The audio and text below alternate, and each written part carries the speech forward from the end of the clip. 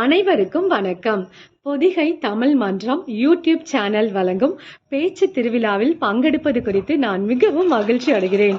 எல்லாரும் எப்படி இருக்கிறீங்க? சந்தோஷமா இருக்கீங்களா? வெற்றி என்ற கருத்தை குறித்து சில கருத்துக்களை உங்களோடு பகிர்ந்து கொள்ள ஆசைப்படுகின்றேன்.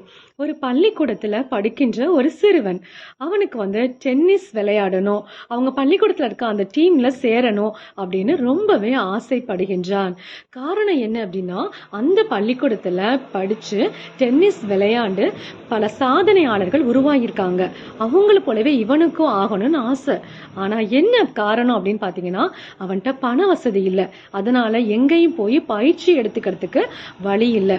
சிறந்த அந்த டென்னிஸ் ராக்கெட் பந்துகளை வாங்குவதற்கு காசு இல்லை.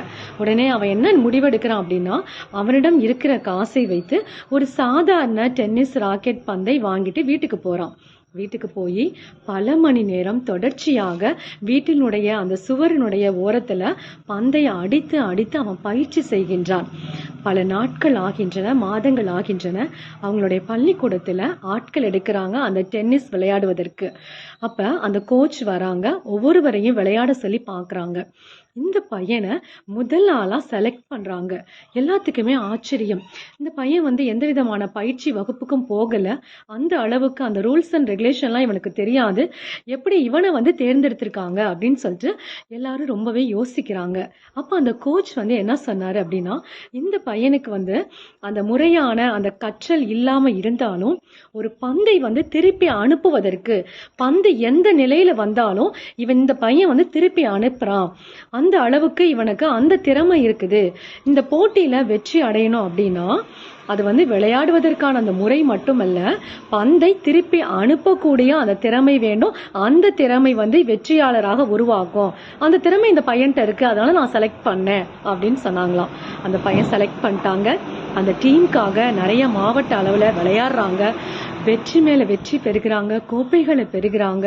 அந்த வெற்றி பெறுவதற்கு இந்த பையனும் ஒரு மிக முக்கியமான காரணமாக விளங்குகின்றான். எல்லாருமே பாராட்டுறாங்க. மகிழ்ச்சி வெள்ளத்துல அந்த மாணவன் இருக்கின்றான்.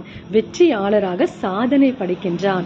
ஆம் இனியவர்களே, நாம ஒளியை பற்றி சிந்தித்துக் கொண்டே இருந்தால் ஒளிமயமாக மாறுகின்றோம்.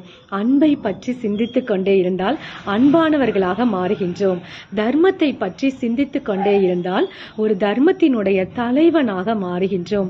வெற்றியை பற்றி சிந்தித்துக் கொண்டே இருந்தால் வெற்றியாளராக, சரித்திரத்தில் சாதனையாளராக நாம் இடம் பிடிக்கலாம். அதனால இந்த உலகத்துல நல்லவற்றை, ஒளியானவற்றை தேடிக்கொண்டு செல்லும் போது நம்மை சுற்றி உள்ள தோல்விகள், இருள் அத்தனையும் நீங்கிவிடும். தொடர்ந்து பயிற்சியும் முயற்சியும் மன உறுதியும் இருந்தால் நாம் ஒவ்வொருவருமே இந்த உலகத்துல வெற்றியாளர்களாக சாதனை படைக்கலாம், தடம் பதிக்கலாம். அப்படிங்கறத இந்த சம்பவமானது நமக்கு வலியுறுத்துகின்றது. இந்த உலகத்துல நாம் எல்லாருமே வெற்றியாளராக மிளிர என்னுடைய மனமார்ந்த வாழ்த்துக்களை மகிழ்ச்சியோடு தெரிவித்துக் கொள்கின்றேன். வாய்ப்பளித்தமைக்கு நன்றி கூறி விடைபெறுகின்றேன். உங்கள் அன்பு சகோதரி திருமதி லா ஜெயத்தங்கம், பழனி. நன்றி, மகிழ்ச்சி.